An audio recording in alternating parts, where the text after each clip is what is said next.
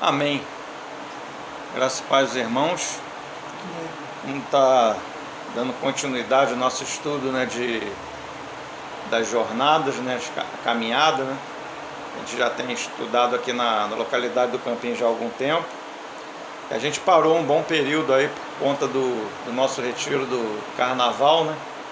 Graças a Deus o Senhor abençoou, foi uma bênção para a igreja, para os jovens, todos os irmãos foram edificados. E o Senhor operou maravilhosamente o nosso retiro. Depois a gente voltou, teve a nossa reunião geral, né, aqui na cidade do da cidade do Rio de Janeiro, lá na Curicica, na Rua Calmon.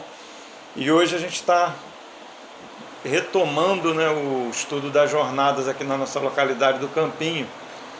Então a gente fez uma introdução, falamos de Ramsés, né, Sucote. Ramsés foi a primeira jornada, Sucote a segunda, que é tendas, né? E aquele falamos sobre o misto de gente que sai junto ali com o povo, né, de Deus ali estava debaixo do sangue. E hoje a gente vai entrar em Etam. A gente vai entrar Ramsés, Sucote e Etam. A terceira, né? Ainda estamos no início, ainda são 42.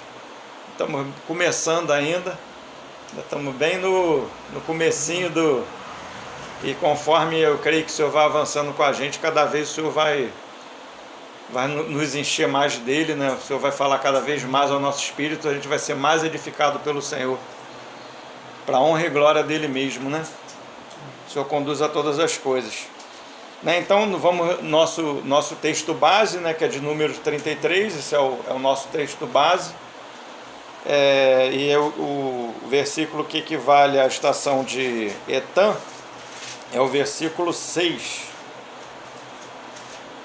Né? Então, esse capítulo 33 de Número é o nosso texto base. Né? E, graças a Deus é um versículo só, mas muitas das vezes ele já revela, o Espírito já revela grandes coisas para a gente apenas numa frasezinha. Né? Ele já começa nesse versículo 6 de Números 33 já começa com uma revelação do que é um aspecto, né, dessa estação, né? E fala assim, né?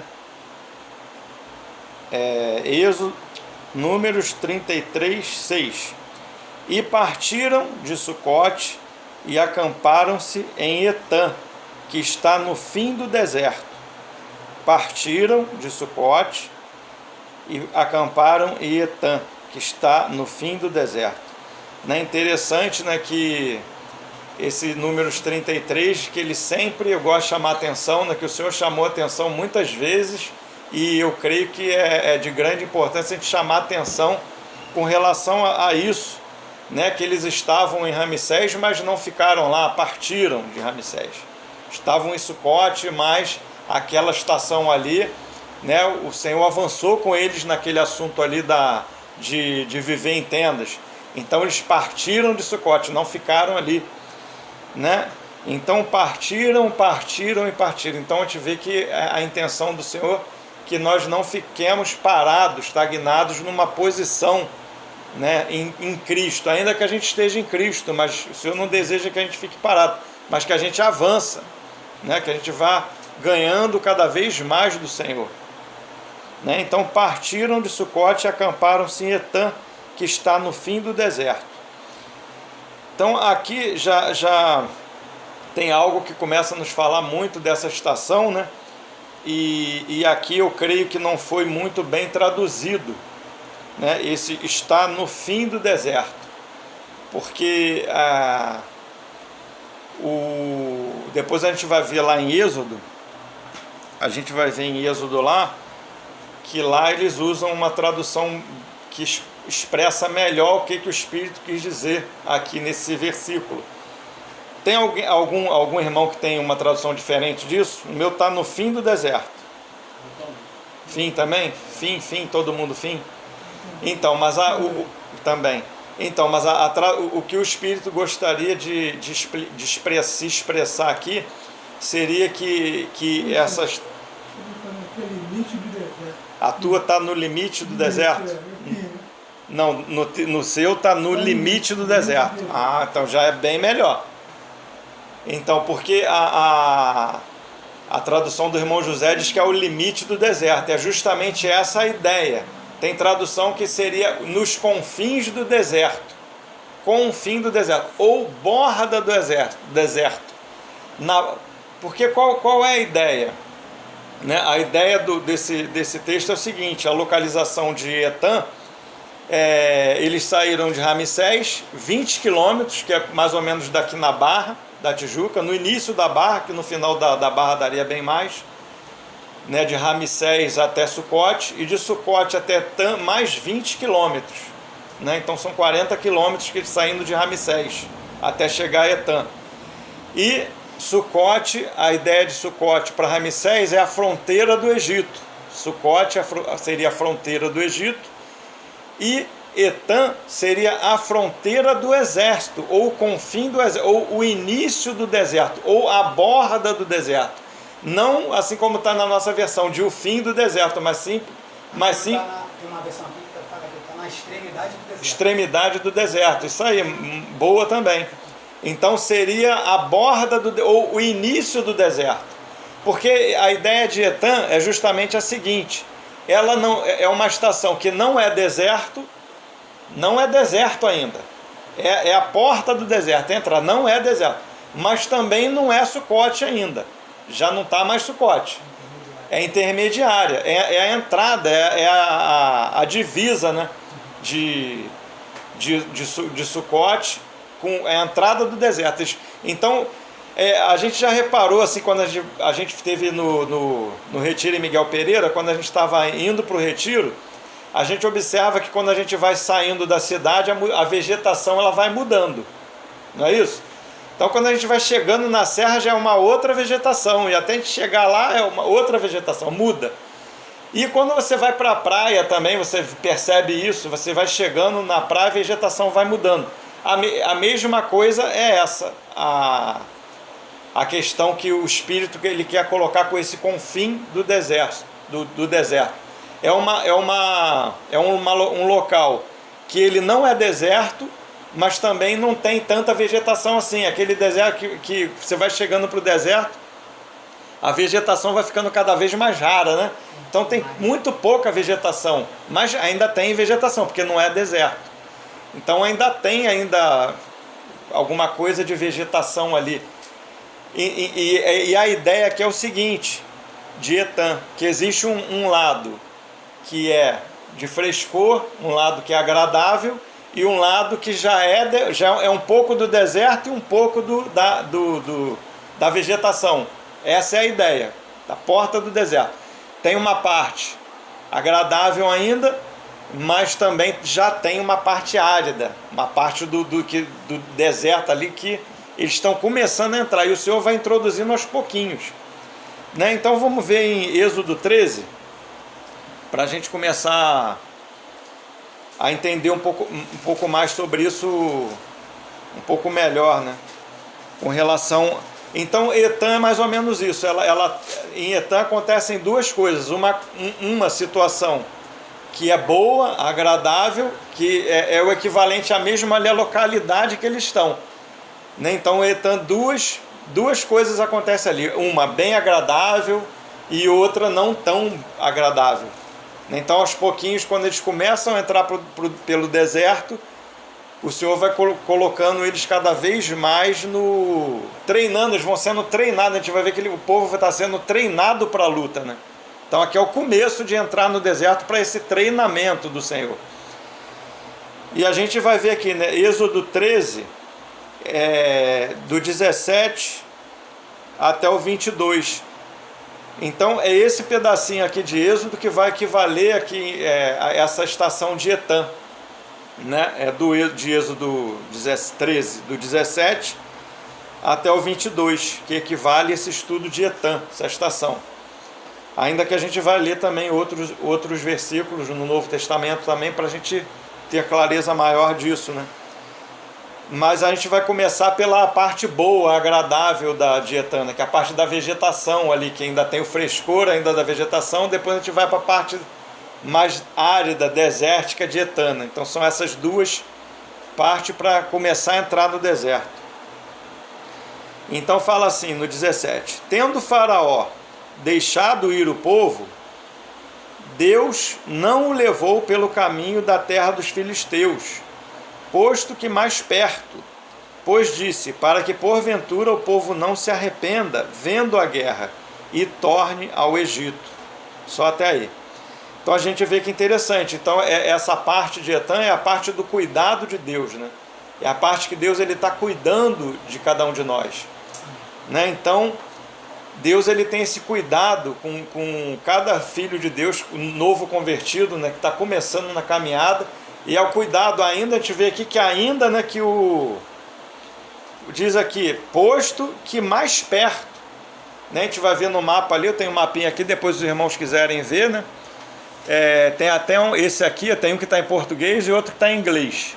O que está em português ele fala assim, ó, caminho para a terra dos filisteus, beirando aqui o Mar Grande, né? Então é um caminho reto até Canaã, um caminho bem mais perto, mas ali eles entrariam diretamente em confronto com os filisteus e com o gigante de Canaã, né? E o povo não está preparado para isso, o Senhor sabe disso. Então o Senhor começa a conduzir o povo por um outro caminho com Moisés, né? Começa a descer ele por baixo. Oi? Faz o delta ali do Mar Vermelho, né? Vai conduzindo. Para quê? Esse é um cuidado de Deus, para que eles não vejam a guerra, né? Mesmo porque não tem condição. E tem muito filho de Deus novo, convertido, que nem sabe que existe guerra. Guerra? Tem guerra? Não sei, mas a gente, né? Nós estamos no meio de uma guerra, numa batalha espiritual. Todo filho de Deus, numa batalha espiritual dia a dia. Todas as coisas que acontece conosco, no nosso emprego, família, na própria igreja, na nossa reunião, tudo tem um fundo espiritual, e quando a gente reúne, o espiritual está sendo movido, né? Deus está movendo as coisas no espiritual. Existe uma peleja para a gente não estar na reunião, para a gente não vir, coisas acontecem, né? Desânimo mesmo, cansaço, e acontece muita coisa.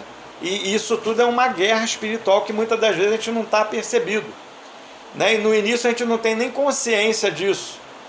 E Deus nos guarda, ainda que nós nem saiba que existe uma guerra, mas o Senhor ele nos guarda. Então essa é a ideia de conduzir o povo pelo deserto, que o povo não entre de primeiro na guerra, né?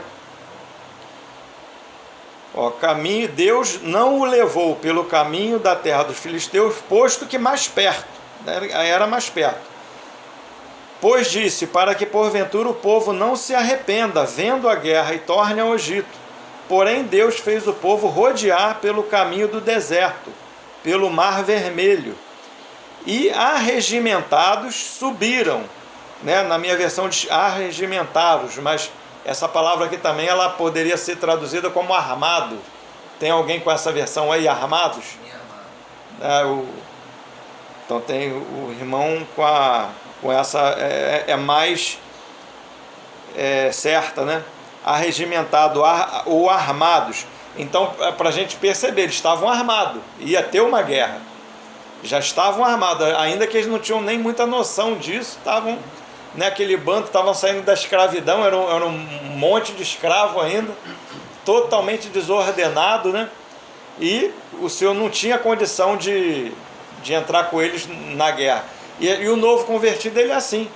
Existe uma guerra, mas a gente não tem conhecimento dessa guerra e nem no início estamos preparados. O Senhor ele vai nos preparando, conforme nós estamos preparados, nós vamos sendo introduzidos nessa guerra, né? É uma guerra espiritual mesmo, né? A guerra ela é espiritual. A gente vai chegar mais para frente nisso, para a gente ter que ter consciência disso, né? Que é uma guerra espiritual.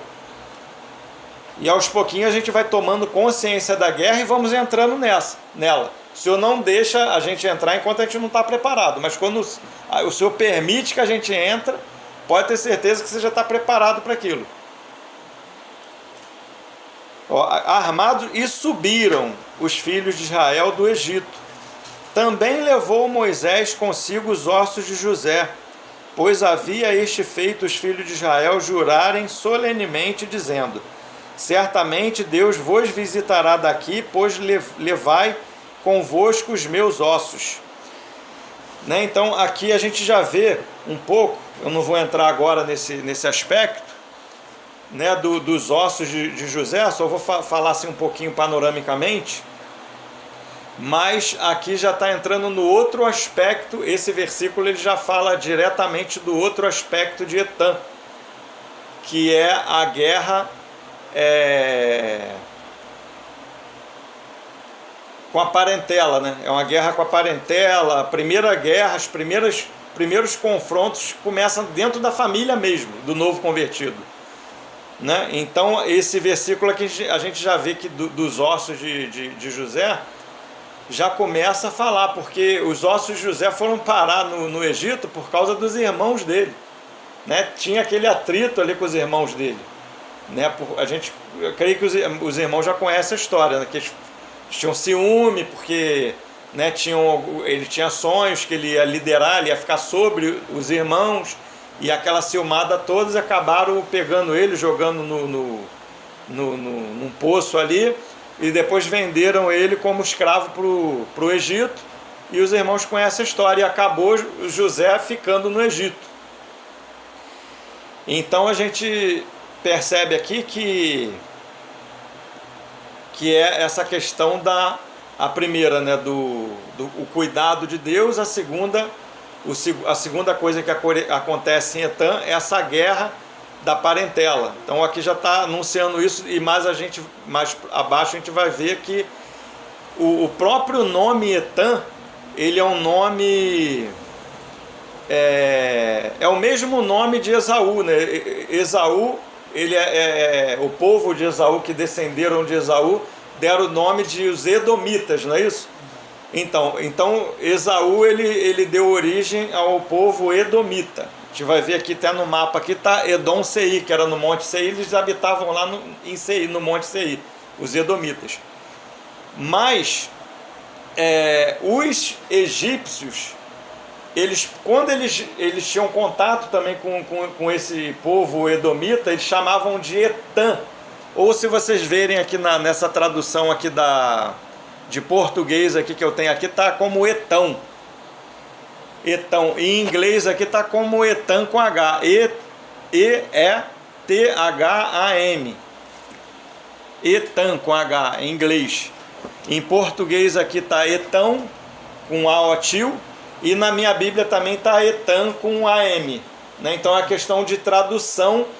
E os egípcios chamavam aquele povo ali, que é o mesmo povo que a gente conhece como os Edomitas, que são os descendentes de Esaú, eles chamavam eles de Etã. E é justamente que deu origem a essa jornada, Etã. Porque eles começam a ter contato com a parentela, né? Etã, Esaú era filho também de Jacó, né? Jacó teve José, né? Teve que os 12. Jacó teve. Não, que teve Esaú e Jacó. Esaú e o outro filho, eu esqueci o nome agora. Não, os dois filhos que eram gêmeos. O irmão de Esaú. Jacó mesmo, não é isso? Então, Jacó mesmo. O pai que era Isaac. O pai era Isaac, então eles eram irmãos, teve aquela briga deles, né, por causa da primogenitura. O Jacó foi para a casa de Labão, e Esaú ficou lá, assumiu, herdou tudo ali que era do pai, e deu origem a esse povo, os Edomitas. E Jacó teve os 12 filhos lá com Lia e Raquel, né? E com as outras duas concubinas, que eram serva delas. E quando eles voltam ali para a terra de Canaã, eles formam, esse povo vai dar origem às 12 tribos, né? José, que era filho de Raquel, ele é o que é vendido pelos irmãos como escravo para o Egito. né? Então ali no Egito o povo depois tem uma fome, né? Os irmãos conhecem a história, aí eles vai todo mundo lá para o Egito e ficam lá, né? Por conta da fome. E depois o povo vai se multiplicando dentro do Egito ali, e depois José morre, e o faraó que levanta faz o povo escravo ali, né? Então os irmãos conhecem bem a história. Sendo que a família toda, a gente conhece a história também de Abraão, Isaac e Jacó, né? A família toda eles são enterrados em Macpela, né? Que é Hebrom. Hebrom é na terra de... É onde é enterrado Abraão e Sara, Isaac e Rebeca, Jacó e Lia, né? Eles são enterrados lá. E tem a tradição também que diz que os outros 11 filhos de Jacó foram enterrados lá também. O único que não tinha sido enterrado foi José, que ficou no Egito. Mas ele pede que levasse os ossos dele para lá, porque ele via, ele cria na ressurreição, né? Esse era o sentido, né? Ele esperava a herança da ressurreição, né? Que era a herança é justamente isso. Isso. Aí, vamos ver lá isso em Hebreus 11. Hebreus 11, se eu não me engano, 9 fala isso. Hebreus 11, 9. Não, 22. Hebreus 11, 22. Pela fé, José, próximo do seu fim, fez menção do êxodo. Eu já sabia do êxodo dos filhos de Israel, bem como deu ordens quanto aos seus próprios ossos. Né? Então é a convicção da fé dele na herança da ressurreição. Né? Interessante, tem uma passagem que assim eu queria trazer para mim. Eu não sei se os irmãos conhecem, talvez alguns conheçam, talvez outros não, com relação a isso, né, que não tem como eu afirmar isso, porque a escritura não fala isso, né, mas que é bem interessante. E eu, quando eu penso nesse fato assim, rapaz, que coisa tremenda. É no Mateus 27, queria ler lá com os irmãos.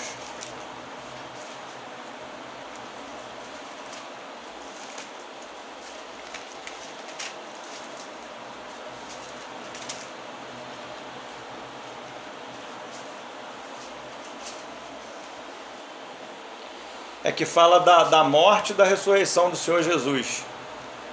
A partir do versículo 50. É um texto também que os irmãos conhecem, que fala da morte do Senhor Jesus e da ressurreição dele. Algo interessante que acontece, não na morte do Senhor Jesus, mas na ressurreição dele. Né?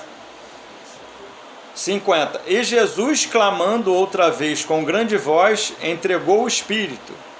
Eis que o véu do santuário se rasgou em duas partes, de alto a baixo. Tremeu a terra, fenderam-se as rochas, abriram-se os sepulcros, e muitos corpos de santos, que dormiam, ressuscitaram, e saindo dos sepulcros, depois da ressurreição de Jesus, entraram na cidade santa e apareceram a muitos. Só que interessante isso, irmãos, aqui que falam que quando o Senhor morre, quando ele ressuscita, na ressurreição dele, o sepulcro abre, né? E santos que haviam dormido no Senhor, eles ressuscitam. Não fala quem é, por isso que eu falo que não tem como a gente, são eles, mas falam que eram santos, que tinham dormido aguardando a ressurreição. E outra, não só José, mas Abraão, ou Sara também, não sei, muitos, que são muitos, também não fala a quantidade. Podia ser Abraão, Sara, Jacó, Lia, né, Isaac, não sei. Eu creio assim, que seria muito justo Deus deixar José ver, né, o Senhor ressurreto, tá com ele, né? E outra coisa interessante que dá para perceber, que diz que eles entraram na cidade. Então, quer dizer, a gente sabe que Jesus, né, o fato da morte e ressurreição foi ali em Jerusalém, e eles não estavam em Jerusalém. E se você for ver aqui no mapa, Hebrom é abaixo de Jerusalém. Jerusalém, Hebrom. Né? Então, eu penso isso. Que se ressuscitarem numa outra cidade, se foram eles. A gente não pode afirmar porque a Escritura não afirma. Só falam que foram muitos santos. Né? Mas ressuscitaram e entraram na cidade. Quer dizer, não estava, isso não foi em Jerusalém que aconteceu. Foi em uma cidade vizinha. Né? Só assim, trazer para os irmãos para a gente meditar, mas a gente vê, seria uma coisa tremenda, né? O Abraão, o Isaac, próprio José, né? Vê o Senhor ressurreto, ainda que não com corpo, ainda que não ressuscitaram com corpo igual ao do Senhor, né? Um corpo incorruptível, mas creio que esses que ressuscitaram morreram de novo, né? E o Senhor, ele ressuscitou como primogênito, né? De um corpo incorruptível que não morre mais. Né, a gente vai receber outros, que todos nós receberemos hoje, um corpo glorificado igual ao do Senhor quando ele vier na segunda vez. Inclusive eles, né, porque a gente vai ver mesmo em Hebreus 11, mesmo que fala dos heróis da fé, que eles não alcançaram a promessa, e a promessa eles alcançarão conosco. Né, a gente vai ver lá no finalzinho, fala sobre isso. Né? Então essa é a ressurreição com corpo incorruptível. Só chamar a atenção disso para os irmãos, né? Como está aqui na Bíblia, falando dos ossos de José, né? Então é uma figura da ressurreição de Cristo mesmo lá. Ele aguardava isso, a herança, né? Que o Senhor, ele foi o primeiro a entrar na herança. O primeiro a receber o corpo glorificado, né? A ascender aos céus. Como nosso precursor, né? Então continua, irmãos.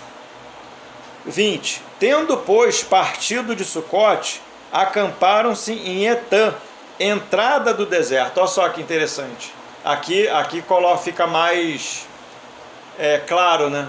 A borda do deserto, a entrada do deserto. Aqui fala, na minha mesma, a entrada do deserto. Os irmãos estão como também aí? Entrada do deserto? Então essa é a ideia de Etã, é a entrada no deserto. Ainda não está no deserto, mas também não está mais em Sucote. Está entrando no deserto. É uma estação intermediária, né? O Senhor... Oi? Êxodo 13, 20. Êxodo 13, 20. A gente voltou lá para Êxodo. A gente agora só vai ficar em Êxodo, não vai voltar para números mais não. Tendo, pois, partido de Sucote, acamparam-se em Etã, a entrada do deserto. O Senhor ia diante deles durante o dia, numa coluna de nuvem, para os guiar pelo caminho. Durante a noite, numa coluna de fogo, para os alumiar, a fim de que caminhassem de dia e de noite. Só até aí. Então aqui a gente vê, né, interessante, do cuidado de Deus, né? Desse cuidado de Deus tem um propósito. Para quê? Primeiro, para que não vejam a guerra, para não entrar na guerra, não tem condição de entrar na guerra. Então o Senhor vai guardar, né? E aqui vai falar dos propósitos de Deus, que tem isso Deus tem um propósito nisso. Qual é o propósito de Deus? Guiar, né? Essa é a palavra-chave aqui, guiar, iluminar, a fim de que caminhassem. Então o propósito de Deus aqui é fazer com que o povo aprenda a caminhar. Então essa é o sentido do cuidado de Deus em Etã. O povo tem que aprender a caminhar. Não só aprender a caminhar, mas aprender a caminhar de dia e de noite. Tem esses dois aspectos. Não é só aprender a caminhar, mas aprender a caminhar tanto à noite como de dia. Né? Então o Senhor, ele guia e ele ilumina. Para quê? Para que caminhe. Né? Não pode ficar parado. Então tem que se mover. Então a gente tem que entender o que é esse caminhar. O que é esse caminhar? Né? Vamos avançar mais um pouquinho. Versículo 22. Nunca se apartou do povo a coluna de nuvem durante o dia, nem a coluna de fogo durante a noite. Né? Então a gente vê aqui que tem o aspecto do dia da nuvem durante o dia e a coluna de fogo durante a noite. Então a gente vê que esse aspecto da nuvem durante o dia é um aspecto do Espírito mesmo, né? De aprender a andar no Espírito. Né? Já começa, ainda não foi nem batizado, mas o Senhor já começa a ensinar, ainda que não saiba ainda, vai errar, lógico, mas o Senhor ele já começa a cobrir, né, o Espírito Santo já guiando durante o dia. Então esse é você aprender a andar pelo Espírito. Então você tem discernimento das coisas, você está discernindo bem as coisas, você é guiado pelo Espírito, né? Esse é o conceito do andar de dia, é você aprender a caminhar pelo Espírito. Então você está discernindo as coisas, tem um discernimento espiritual do que está acontecendo, você está sendo guiado pelo Espírito. Mas chega um determinado momento que você não está entendendo muito bem as coisas. E essa aí é a noite. Você não tem discernimento, caramba. Então, pela lógica humana, então a gente tem muito da lógica humana. Pela lógica humana eu vou para lá. Essa é a lógica humana. Mas se eu for ver pelas escrituras, poxa, rapaz, é um negócio meio contrário, mas a escritura manda eu fazer de um jeito diferente. Esse é o ser guiado pela coluna de fogo, é ser guiado pela palavra, pelas escrituras, né? Então a gente vê Salmo 119, 105. O irmão quiser ler, que achar, pode ler para a gente remir o tempo. Salmo 119, 105.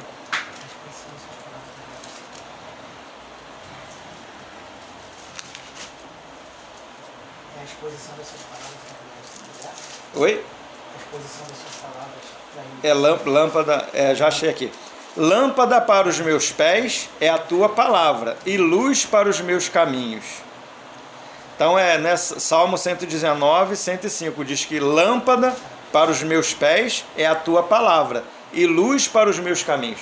Então a palavra de Deus ela é lâmpada para os nossos pés e luz para os nossos caminhos. Então essa é a ilustração lá da coluna de fogo, né? Então você não tem discernimento, a gente depois eu vou estar clareando um pouquinho mais isso nessa jornada. Então esse é o sentido, né, de você aprender a caminhar, né?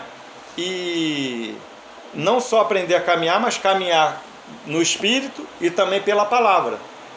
Quando você tem discernimento, caminha pelo Espírito. Quando você não tem muito, está discernindo muito bem as coisas, você vai pelas Escrituras. O que a Escritura fala disso aqui? A Escritura fala assim. Então, rapaz, mas a lógica é essa, mas, né, a lógica do natural, né? Às vezes a gente está se mover no natural, a gente sabe muito bem, não precisa, mas o Senhor, justamente isso que o Senhor quer aprender, que a gente aprenda a caminhar. É se mover, caminhar pela fé, né? Caminhar pela fé, pelo espiritual. É isso que o Senhor quer que a gente aprenda, né? Está falando nessa etapa, né? Porque no natural a gente sabe muito bem, mas é caminhar pela fé, pelo espiritual, né? A gente vai ver aqui também, queria ver com os irmãos em Gênesis 12. Também é uma ilustração dessa jornada de... Tem Etã também, né, nas caminhadas de Abraão, né, que as caminhadas de Abraão, elas falam dessas mesmas... passa, né, por muitas dessas etapas que a gente vê nas jornadas. Então as nossas pisadas hoje são as pisadas de Abraão. Então a gente vai ver aqui, né, que fala aqui, Gênesis 12, versículo 1. Ora, disse o Senhor a Abraão: sai da sua terra, da sua parentela e da casa de teu pai, e vai para a terra que te mostrarei. Então olha só que interessante. Se a gente vê o versículo anterior, do 31, versículo 31 do capítulo 11 de Gênesis. Gênesis 11, 31. Tomou Terá a Abraão seu filho e a Ló, filho de Arã, filho de seu filho, e a Sarai, sua nora, mulher de seu filho, Arão, e saiu com eles de Ur dos Caldeus, para ir à terra de Canaã. Foram até Arã, onde ficaram, e havendo Terá vivido 205 anos, ao todo morreu em Arã. Né? Então a gente vê que é interessante, que eles tinham saído da terra já de Ur dos Caldeus, né? Quando eles saem da terra de Ur dos Caldeus, isso é o mesmo equivalente com a jornada de Ramsés. eles saem, né, quando Abraão sai ali com a parentela de Ur dos Caldeus. Amém, irmãos, amém.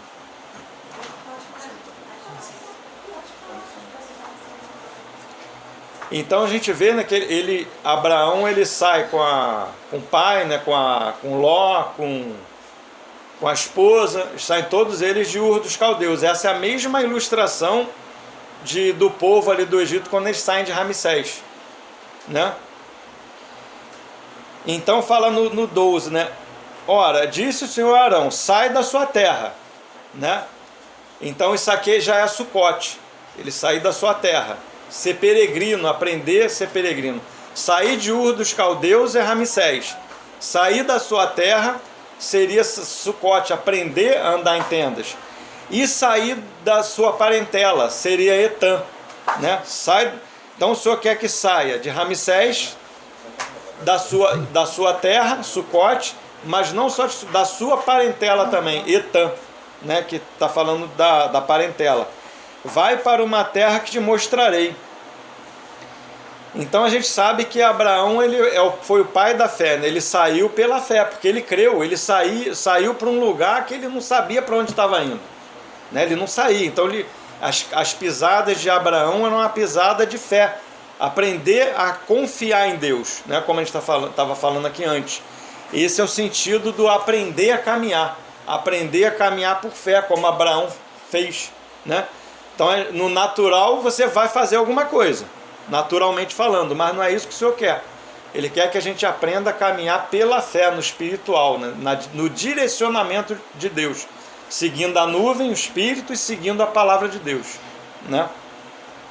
Então a gente vê que interessante, versículo 32 aqui do capítulo 11 de Gênesis, Gênesis 11, 32, vai falar assim, ó: e havendo Terá vivido 205 anos, ao todo morreu em Harã. Então a gente vê que eles já tinham saído de Ur dos Caldeus, mas enquanto o pai de Abraão ele foi vivo, Abraão não avançou. Abraão ele não avançou enquanto o pai era vivo.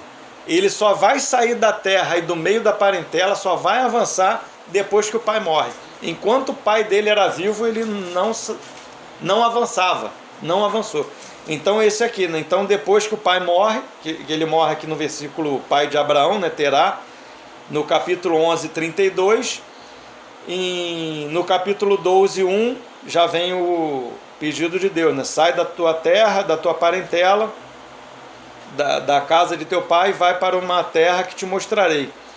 De ti farei uma grande nação, e te abençoarei, e te engrandecerei o nome. Sê tu uma bênção. Abençoarei os que te abençoarem, e amaldiçoarei os que te amaldiçoarem. Em ti serão benditas todas as famílias da terra. Só até aí. Então a gente vê que é interessante, né? Até o Gabriel mesmo tempo atrás, comentando desse texto aqui, né? Diz que primeiro Deus abençoa, né? Ele dá a bênção. Está no 2. De ti farei uma grande nação, te abençoarei. Ele dá a bênção. Né? No versículo, ainda no 2 ainda, te engrandecerei o nome, e sê tu uma bênção. Agora ele se torna a bênção. Primeiro Deus dá a bênção a ele, agora ele se torna a bênção. Sê tu uma bênção.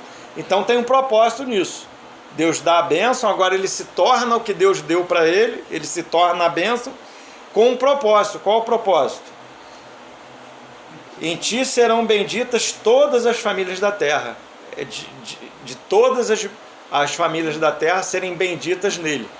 Né? Então a gente sabe que tem um aspecto aqui, mas eu não queria pegar esse aspecto de que da semente dele que foi Cristo, que depois veio Davi, e hoje nós estamos aqui, né, como a semente de Abraão. Né? Não quero pegar esse aspecto, quero pegar um aspecto mais prático disso. Porque eu vou chegar nesse ponto da parentela, do nosso do nosso convívio do novo convertido com a parentela, né? Porque aqui está falando, sai da tua terra, da tua parentela. Então é bom a gente entender isso, para a gente não entender literalmente, porque a gente tem que entender espiritualmente, né? Porque a gente vai sair o quê? Do meio da nossa parentela? Vai abandonar pai, mãe? Não é isso que está falando. Mesmo porque quando a gente chegar lá, a gente entrar no Novo Testamento, a gente vai ler alguns textos bem polêmicos. Quem não aborrecer pai e mãe não é digno de mim. Então a gente tem que entender essas coisas com clareza, né?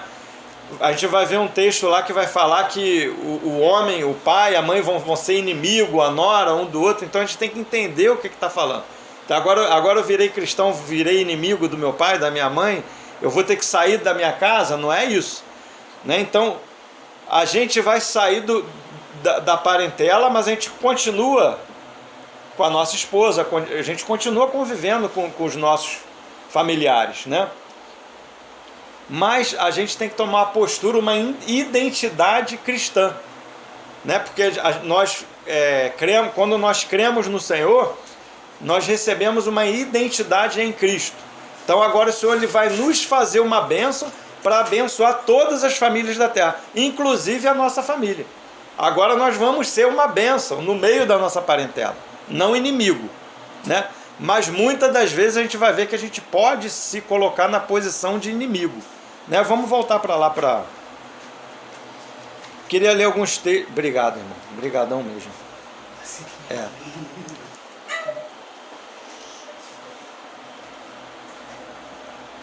Queria ler um texto de Mateus 10 com os irmãos. Mateus 10. A gente vai entrar um pouquinho nesses aspectos, né? Oi. Só para contextualizar eles, Amém, pode falar. Contextualizar vocês, a gente está estudando as jornadas de Israel no deserto. São 42 jornadas, né? Aí ele está na terceira jornada. O Israel saiu de Ramsés, de Ramsés foi para Sucote, que é a primeira jornada que sai depois de Ramsés. Depois de Sucote foi para Etã. Ele está falando sobre a jornada de Etã, né? A jornada de Sucote vai falar sobre você agora aprender a andar no corpo de Cristo, né? Vai falar de tendas, sobre aprender a andar na igreja. E Etã é o início, ainda não é o deserto, né? Ele estava explicando ainda há pouco. O Etã já não é deserto, é a porta de entrada do deserto. Então, em Etã, você vai começar, o novo convertido ele tem que começar a aprender a caminhada cristã. Vai falar lá que em Etã já começa a falar que eles foram guiados pela nuvem e pela coluna de fogo. Então vai começar e poder ler de novo o número não é Êxodo 13. Êxodo 13. Só para a gente... Então, isso, rapidinho, vou ler. Então, do 17, né? Então, Êxodo 13 do 17. Duas coisas que acontecem nessa jornada de Etã. Então, é uma etapa para novo convertido, né? Não que isso não possa acontecer também, toda estação dessa, elas podem acontecer também em outras etapas. O normal é ela acontecer logo no início, né? Logo que a gente começa a caminhar com o Senhor, que se converte, no início da nossa caminhada. Mas isso também pode acontecer com uma pessoa que já caminha há 20 anos, pode acontecer com uma pessoa já mais. As jornadas elas podem se repetir no decorrer da nossa caminhada, entende? Não é que a gente passou por isso aí, isso pode acontecer em outra situação, né? Então, Êxodo 13, do 17, a gente vai ver duas coisas que aconteceram em Etã. A primeira é o cuidado de Deus, né? Deus tem um cuidado com o seu povo, né? Que fala, tendo Faraó deixado ir o povo, Faraó deixou o povo ir. Deus não levou pelo caminho da terra dos filisteus, posto que mais perto. Era um caminho que era mais perto para chegar. Eles iam para a terra de Canaã, era um caminho curto, bem pertinho, rápido chegariam lá. Era um caminho reto, mas eles viriam a guerra dos filisteus e eles entrariam diretamente com a guerra dos gigantes em Canaã. Então, mas eles não estavam preparados para isso. O novo convertido ele não está preparado para isso, né? Para combater o bom combate com principado e potestade, não tem condição disso. Então, por que Deus fez eles caminharem pelo caminho do deserto? Porque Deus tinha um cuidado tem um cuidado com o novo convertido, para que não vejam a guerra, né? Então esse é o cuidado de Deus. Porém fez o povo, pois disse, para que porventura o povo não se arrependa vendo a guerra e torne ao Egito. Porém Deus fez o povo rodear pelo caminho do deserto, perto do Mar Vermelho. Arregimentados, ou seja, armados, né, subiram, que eles estavam armados, ia ter uma guerra, mas por enquanto não, Deus estava aguardando. Os filhos de Israel do Egito. Também levou Moisés consigo os ossos de José, pois havia este feito os filhos de Israel jurarem solenemente, dizendo, certamente Deus vos visitará daqui, pois levai conosco os meus ossos, né, para ser enterrado lá na terra de Canaã, onde tinham sido enterrado a parentela dele, né, Abraão, Isaac, Jacó e suas esposas, porque era a terra da ressurreição, eles sabiam que era a terra da promessa, que eles aguardariam os ossos ali de José, é uma figura da ressurreição de Cristo, né? Eles aguardavam essa herança, por isso ele pede para levar os ossos dele para lá. E isso aqui já vai colocar também a guerra entre a parentela, que José foi parar no Egito por causa dos irmãos, que venderam ele como escravo para o Egito. Então tinha aquela intriga ali dos irmãos, já fala dessa guerra da parentela. E o outro aspecto também é o próprio nome da jornada, que é Etã. Etã é um nome de Edom, que é Esaú, né, que era irmão de Jacó, né, que deu origem ao povo edomita, né? Jacó deu origem aos israelitas, né? Que hoje a gente conhece como judeus, né? E Esaú deu origem ao povo edomita.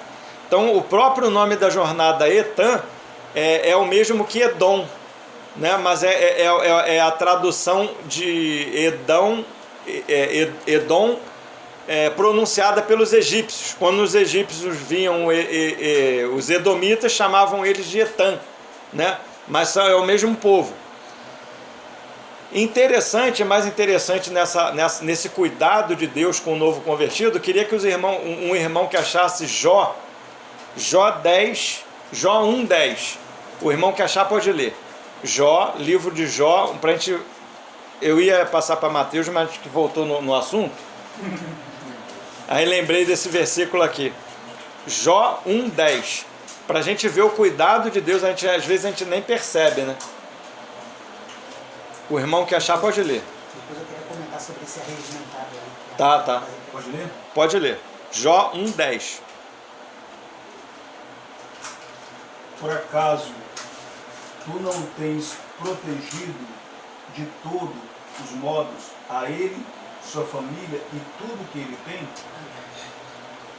Tu tens abençoado a obra de suas mãos, e os seus bens se multiplicam sobre a terra. Então, tem uma versão que fala que tu tens cercado ele. Tem alguém que tem essa versão? Cercado ele. A minha tem cercaste. Cercaste, como é que tá? Fala. Fala assim, porventura tu não cercaste de saber ele, a tua casa, tudo quanto tem? Então, esse texto aí, os irmãos que não conhecem, é um texto que quando o diabo mesmo, ele vai ter com os filhos dos anjos, né, ali com os anjos caídos, vai ter com Deus lá. E Deus pergunta para ele, onde tu estava? Ele estava rodeando a terra, passeando na terra lá, e agora ele vai expor o que ele estava fazendo na terra. É isso que Deus queria que ele expor o que ele estava fazendo na terra. Ele já tinha ido lá tentar tocar, em Jó. A Jó, por acaso você viste meu servo Jó? Ele, vi, mas você cercou ele. Como é que ele sabia que tinha cercado? Porque já tinha ido lá, já tinha tentado fazer alguma coisa lá. Né? Então a gente vê o cuidado de Deus, às vezes a gente não percebe, né, o cuidado de Deus. Mas o próprio diabo dá testemunho que Deus cerca. Não só Jó, mas a parentela, né, e tudo que ele tem era cercado. Era cuidado por Deus. Então Deus não cuida somente a gente, mas os nossos também né? E tudo que a gente tem também é guardado por Deus, né? Deus guarda. Você cercou ele, eu fui lá, eu conheço ele, estava até cercado lá. Ah, tu estava cercado porque tu já tentou botar lá a mão lá. Então a gente vê que mais tarde, né, aquela cerca ali vai sair, Deus vai deixar entrar na guerra ali no conflito, com um propósito. Deus vai ter um propósito em todas as coisas. Mas por enquanto está guardando, né? Então esse é o cuidado que Deus tem com o novo convertido. E as primeiras lutas que a gente tem é no meio da parentela. Né? Uma luta mais branda, né? Então queria ler com os irmãos Efésios, o irmão que achar também para remir o tempo, Efésios 6. Efésios...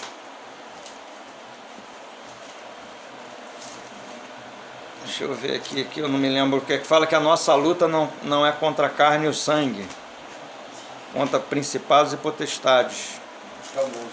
12, pode ler. Porque não temos luta, pois não temos que lutar contra a carne e o sangue, mas sim contra os principados e potestades, contra os príncipes das trevas desse século, contra as hostes espirituais da maldade nos lugares celestiais.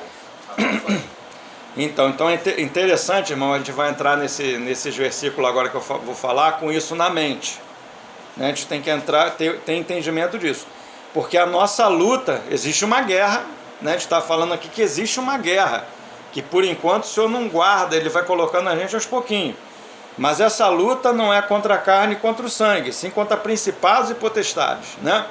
Então a gente, com isso na mente agora, a gente vai ler Mateus 10 a partir do 36.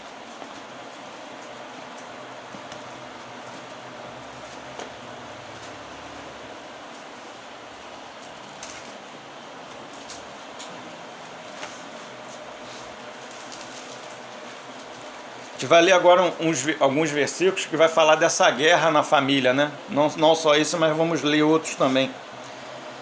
Mateus 10 a partir do 34. Lê a partir do 34. Não penseis que vim trazer paz à terra. Não vim trazer paz, mas espada. Pois vim causar divisão entre o homem e seu pai, entre a filha e sua mãe, e entre a nora e a sua sogra. Assim os inimigos do homem serão os da sua própria casa.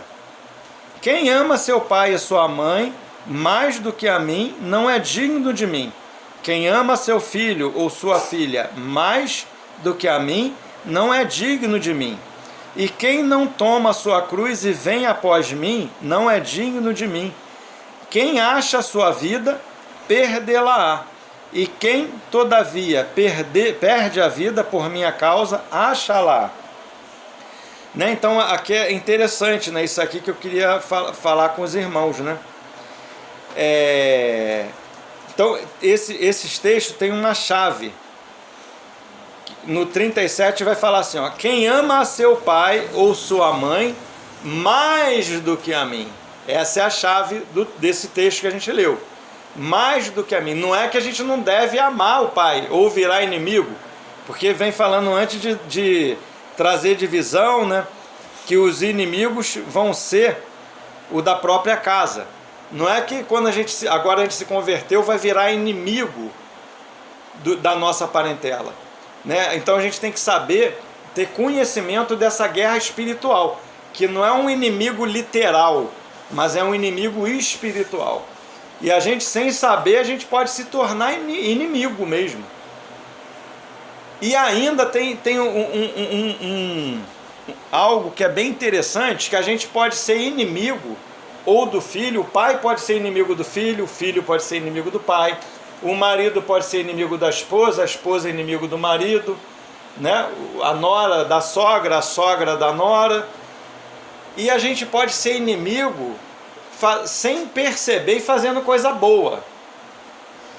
Entende? O que é isso, irmãos? O que é isso? Eu queria trazer clareza nisso, nesse sentido espiritual, que é o aprender a caminhar pela fé. A pisada de Abraão, ser uma bênção na família, né?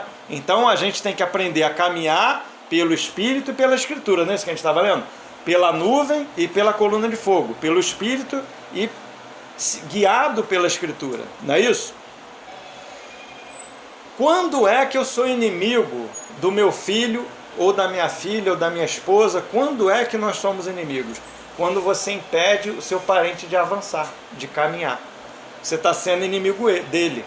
Então, se você tem eu tenho a Rosane é minha esposa, e tem algo que prejudica ela a avançar em Cristo, a caminhar, e eu, de repente, eu ajudo ela, incentivo ela naquilo dali, mas aquilo está prejudicando ela de avançar. Eu estou sendo inimigo dela.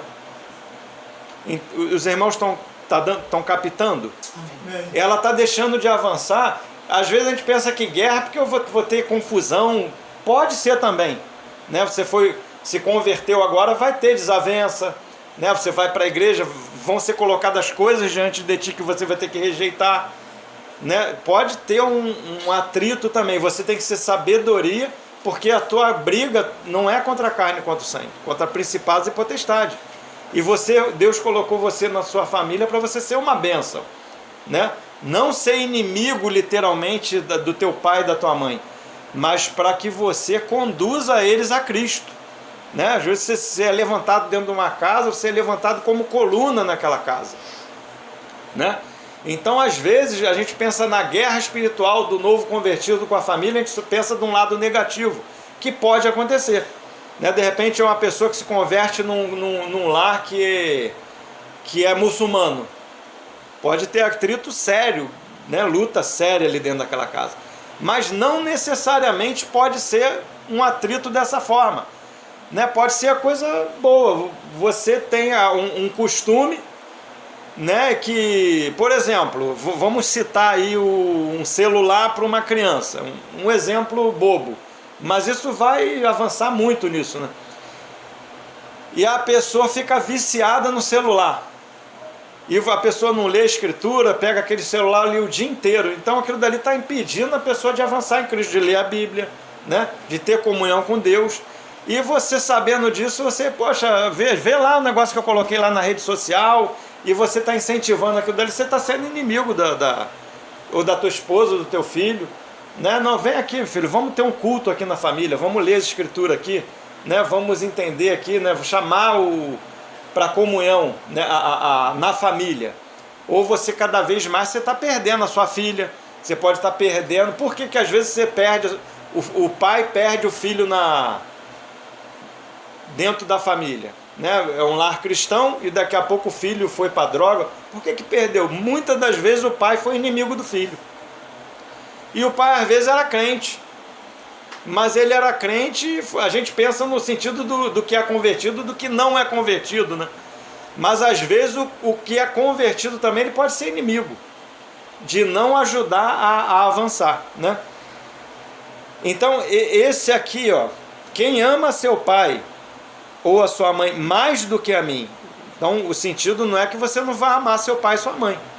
Você tem que amar seu pai, sua mãe, sua esposa, seu filho, sua nora, você tem que amar e amar muito, né? Você só não pode amar mais do que o Senhor.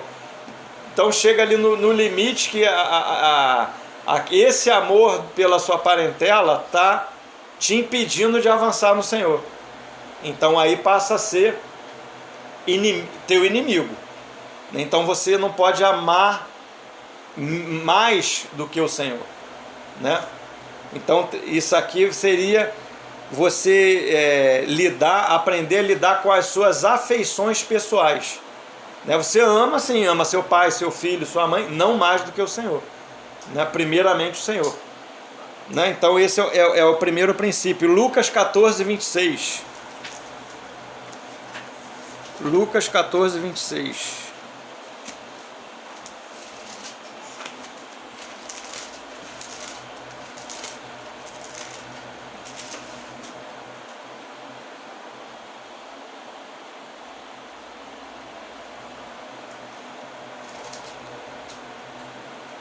Vamos ver do 25.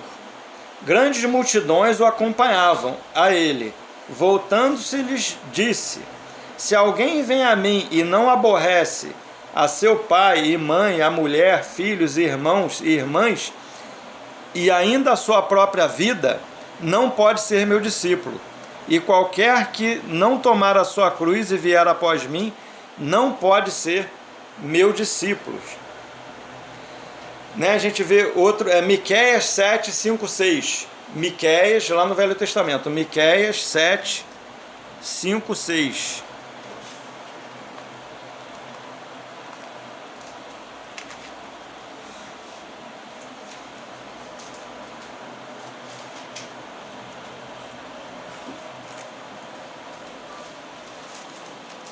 O irmão que achar pode ler. 7. Não criar. Pode ler. Não creais no amigo, nem confieis no companheiro. Tende cuidado com o que dizes, até para aquela que vos abraça. Pois o filho despreza o pai, a filha se levanta contra a mãe, e a nora contra a sogra. Os inimigos do homem são os da própria casa. Aí o 7 diz: eu, porém, olharei para o Senhor, esperarei no Deus da minha salvação, e meu Deus me ouvirá. Né? A gente vê aqui que interessante, não creiais no amigo. Não está falando que é inimigo não, que é amigo. É amigo mesmo.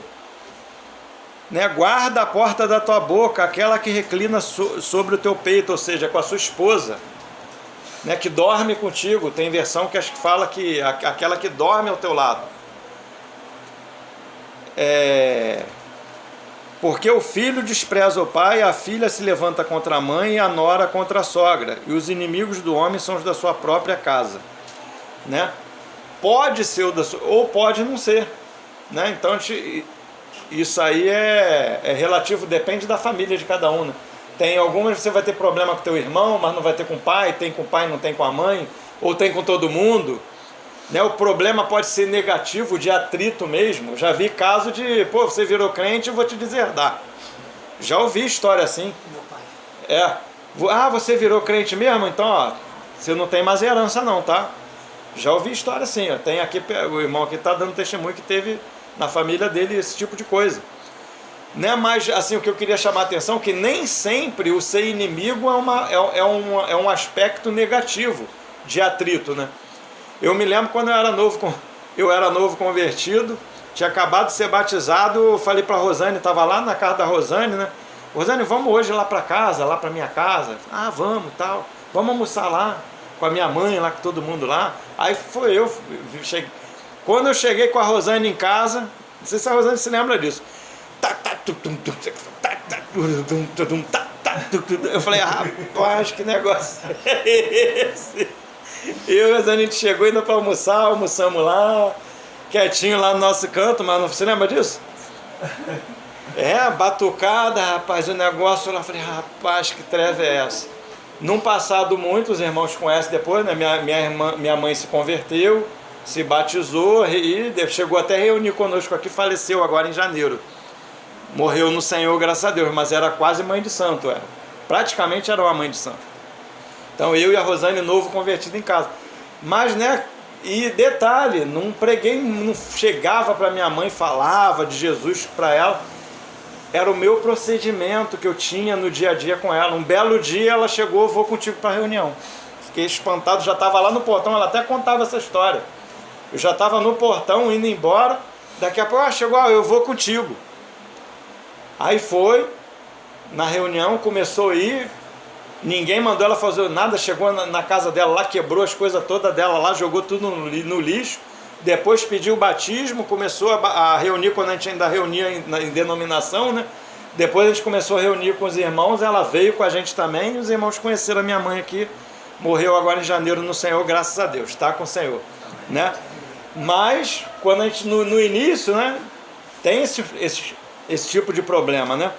Então é a jornada de aprender a caminhar, né? Não no natural, né? Então vão ter coisas que a gente sabe fazer naturalmente, mas é seguir as pisadas de Abraão, é um caminhar pela fé, né? Não é um caminhar pelo natural, é um caminhar pelo Espírito, né? Então a gente precisa caminhar, aprender a caminhar, né? Aprender a caminhar pelas Escrituras. O que as Escrituras falam sobre esse assunto? Né? Então, naturalmente, aconteceu alguma coisa na sua família, na sua casa, mas naturalmente eu faria isso. Mas o que a Escritura fala sobre isso? Tua mãe chegou em casa, falou a Escritura para ela sentou-lhe a mão na sua cara? Foi isso que aconteceu? Tá, mas a Escritura, o que a Escritura fala? Dá outra face. Não é isso? Se o teu inimigo, porque o inimigo pode ser da sua própria casa, tiver fome, o que a gente faz? Dá-lhe de comer, não é isso? E assim, esse é o início da caminhada que temos que aprender, irmãos. Caminhar pela fé. O atrito começa dentro da nossa casa, mas vai acontecer também no trabalho, vai acontecer no curso, vai acontecer com o vizinho, né? E o Senhor, Ele vai deixando essas coisas acontecendo. Primeiro, as lutas, né, são aquelas lutas mais brandas, né? Luta na família. Depois a gente vai guerrear contra principado e potestade. A gente vai guerrear contra os gigantes lá de Canaã. Mas no início, né, esses atritos com a parentela, no emprego, né? E é isso que eu queria deixar para os irmãos. Eu vou estar fechando agora para a gente começar a ruminar esse assunto, para os irmãos acrescentarem algum texto, que os irmãos se lembrarem, né? Ou quiser contar alguma coisa, ou fazer alguma pergunta, alguma dúvida, né? Para a gente tirar dúvida, ou acrescentar algum outro texto.